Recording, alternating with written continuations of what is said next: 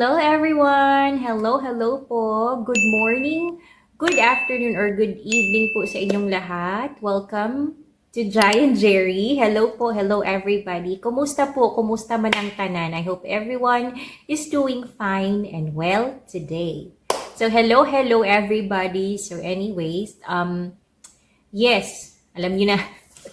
For this video, I'm just going to share with you kasi somebody was asking magkano daw po ba yung nagastos ko when I applied for K1 Fiancé Visa. So magkano nga ba yung nagastos ko lahat-lahat po when I applied for K1 Visa?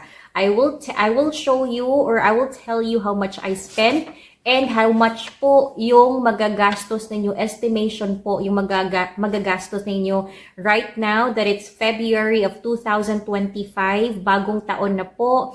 And nag-increase na po sila since I paid last time. During my time, ang laki na po ng increase nila. So, I will give you an estimation kung magkano ba yung magagastos ninyo. How much are you going to spend when you apply for K1 Fiancé Visa? So if you are planning to apply for K1 Fiancé Visa, or if you have applied for K1 Fiancé Visa and is about to apply for adjustment of status, subscribe now to my channel. Click the bell button po para ma-notify kayo on my next upload, especially about K1 Fiancé Visa. And right now that it's the new year, may mga new policies na po, may mga updates nang naglalabasan about US visa, especially about K1 and adjustment of status. Mag-subscribe na po kayo. Click the bell button para hindi ka huli sa mga updates ko and my post about K1 Fiancé Visa po. So mag-subscribe na kayo dyan if you're new here. So yes, sa mga hindi pa nakakakilala sa akin, if you're again new here in my channel, welcome to Jai and Jerry. My name po is Jai. I am originally from the Philippines, but I live now in Florida. I got here through a K1 Fiancé Visa, and right now, I am a 2 years, or I have a green card under 2 years conditional po. So 2 years conditional pa lang po ang meron tayo. Ano nga ba, magkano ba yung nagastos ko back then? Meron talaga akong copy dito, nilista ko siya lahat. Though, I have already, nasabi ko na siya, na-explain ko na po siya in my previous video, yung timeline ko when I applied for my K1 Fiancé Visa. Please visit this video right here and this one right here. Na-explain ko po siya. But anyways, ibibigay ko sa inyo yung magkano yung nagastos ko and magkano yung ngayon. Now that it's the new year, it's 2025, magkano ba yung babayaran nyo? Magkano yung expectation na magagastos nyo lahat in the process for your K1 Fiancé Visa? So just a disclaimer, I am not affiliated with any government agency nor working with or as an immigration attorney. I am not a professional or a legal expert. I'm only sharing po based on my personal experience as a DIY filer, a do-it-yourself filer. Ako lang po lahat ng nag-gather ng documents. Kami lang ni asawa nag-apply po. Kami-kami lang. All of that is a DIY from I-129F hanggang magka-green card po ako. And next year, mag-a-apply na po ako ng removal of conditions. Going to 10 years green card na tayo. So hopefully sana smooth pa rin yung process ko. So yes, magkano nga ba? I-itemize ko na lang po kung magkano yung nagastos ko back then. So when I applied for K1 Fiancé Visa, this was back in 2021. We submitted our I-129F petition po, July of 2021. Nagka-visa on hand na po ako March of 2023. Yes, ganun po katagal and ganun po kahaba yung process ko. But then again, this was during pandemic and backlogs dati, 2021. So, ang nagastos ko po lahat, i-itemize ko sa inyo. But right now, don't worry because right now, nasa yung estimation talaga ng processing ng K1 is nasa 8 to 1 year. Matatapos na po kayo ng process. But there are as well some people na naghihintay pa rin ng NOA 2, 8 months nang naghihintay ng NOA 2, 1 year nang naghihintay ng NOA 2. Pero sige lang, just let the process flow lang po. I-enjoy nyo lang yung process. So yes, magkano ba yung nagastos ko and magkano yung magagastos nyo right now? Back then, when I applied for I-129F, si petitioner ko po, si US citizen petitioner, when he applied for petition for me to come to the US, he paid $535. So you don't need to convert this into peso kasi siya naman po ang magbabayad dito sa US. Sa US po siya mag-a-apply para petitionan kayo, makapunta kayo dito sa US. So back then, we applied for I-129F and we paid $535. But right now, February of 2025, ang I-129F fee po ay nasa $675.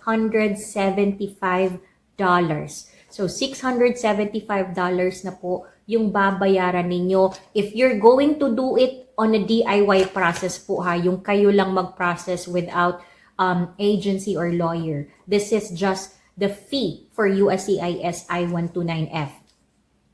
And then, yung medical ko dati, when I did my medical, that was in 2023. February 1 and February 2 of 2023, nag-medical po ako and I paid 18,540 pesos. Yun po yung binayaran ko dati. But simula nung August 19, 2024, nag-increase po si St. Luke's.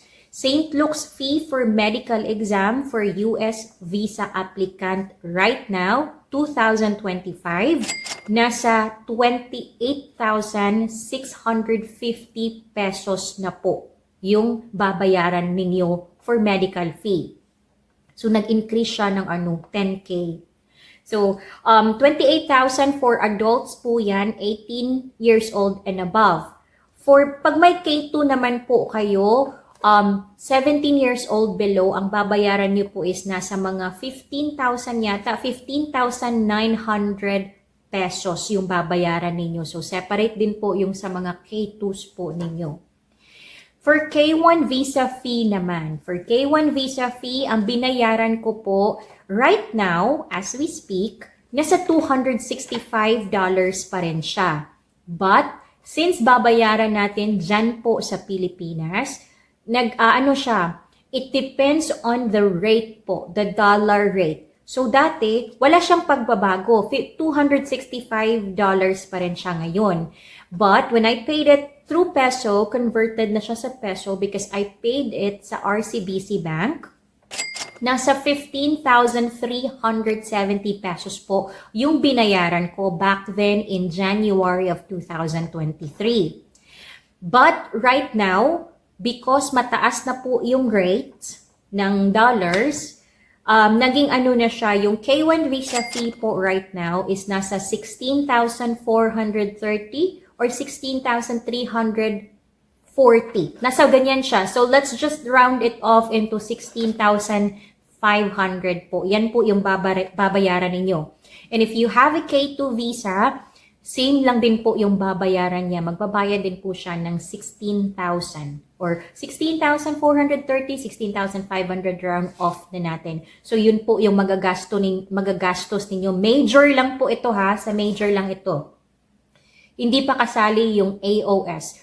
For AOS po, I already have a video on magkano po yung babayaran ninyo and it's still about the same right now. So, please check this video right here for your reference. So again, ang babayaran niyo po right now in 2025 for K1 visa application, $675 for I-129F, medical exam for adults 18 years old and above, that's 28,650 pesos. 17 years old below, 15,900 pesos. Correct me if I'm wrong. Please comment down. Please comment down below kung may changes na naman po na nangyayari if itong mga sinabi ko po is mali po. K1 visa fee, 16,430. Let's just round it off into 16,500. The same din po sa K2 visas. Plane ticket ko, since I am from the province, I live in Cagayan de Oro City, Ang nagastos ko po, nag-advance booking ako, okay? Nag-book ako ng medical and interview ko January. Yung nakuha ko na slot is March for interview and February for medical. So, nag-book ako, 2 beses akong pabalik-balik ng Manila. So, yung first flight ko, if I remember correctly, or lahat na ng flights, ang nagastos ko po is nasa around 8,000 to 10,000 pesos. Depende po yan sa airline. Depende po yan sa airline and depende po yan kung gaano kayo kalapit on the day of your scheduled ng flight time. So ito po yung estimation lang ito ha, para at least may heads up kayo kung magkano yung magagastos ninyo aside from the major fees, the I-129F, medical, and K-1 visa. So yung plane ticket ko nasa mga 8,000 to 10,000 pesos. Sa 2 flights na po yan. Sa medical flight and sa interview flight. Round trip tickets na yan. Yung 8 to 10,000 pesos. Yung hotel ko naman po na nagastos ko, I stayed at City Gardens Suite. Nasabi ko na rin siya on my medical video. Nandito na po rin po siya. And this video right here, and this video right here are the videos when I did my medical, ano ba yung step-by-step na gagawin mo sa loob ng St. Luke. So, nandyan na po siya lahat step-by-step sa pagpila sa labas hanggang sa mag-vaccine kayo, ma-release yung brown envelope nyo. And nandyan din nakalagay if paano nyo malalaman kung pasado kayo. So, when I stayed at City Gardens for my medical, that's 3 days, 2 nights po na stay. Ang nagastos ko is nasa mga around 6,000 pesos. Ganyan po. Let's say 6,000 to 6,500. Depende po yan sa inyo kung anong klaseng room po yung kukunin ninyo. And also, in this 6,000 to 6,500, kasali na po yung breakfast dyan. May free breakfast na po yan. Ang hotel ko naman na stayhan ko for my interview is Bayview Suites Hotel. Bayview Suites yata. Nasa tapat lang po siya ng USEM talaga. So, nagstay ako sa Bayview 1 day or 2 days, 1 night.